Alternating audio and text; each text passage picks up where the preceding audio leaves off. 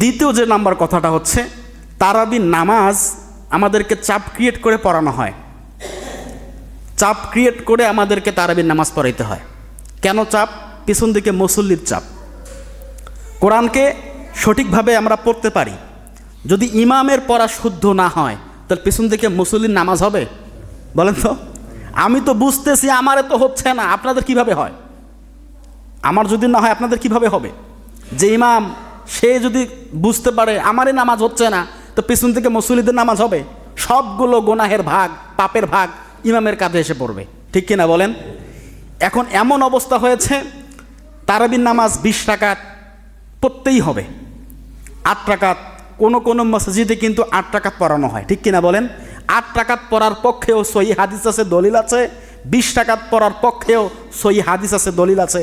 এগুলো নিয়ে আমাদের দ্বিমত করার, ফিতনা ফাসাদ করার কোনো যুক্তি নেই, কোনো কারণ নেই।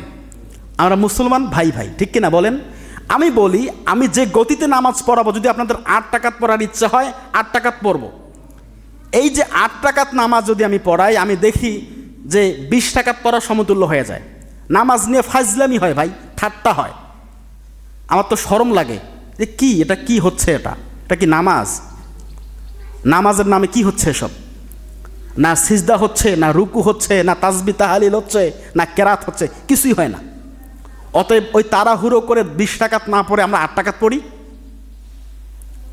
কেন পড়বো না?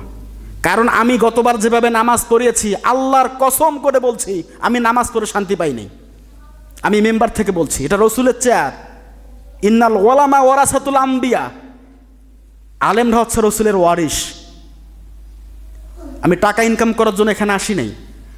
আমি বলছি 20 রাকাত নামাজ যে আমি গতবার পড়িয়েছি, আমি নামাজ পড়ে শান্তি পাই নাই, কারণ এটা নামাজ হয় না। আমি জুমার নামাজ পড়ে 2 রাকাত, দেখেন না? আমি যেখানেই মসজিদে নামাজ পড়ে, মাঝে মাঝে আমাদের এই রঘুতে কেন্দ্রীয় মসজিদে নামাজ পড়াই, মাগরিব এশা ফজরও পড়াই মাঝে মাঝে। আবার আমাদের মসজিদে আমি নামাজ পড়াই। আপনারা আমাকে যে গতিতে দেখেন, আমি এই গতি ব্যতীত কখনো নামাজ পড়াই না, আমি এভাবেই নামাজ পড়াই।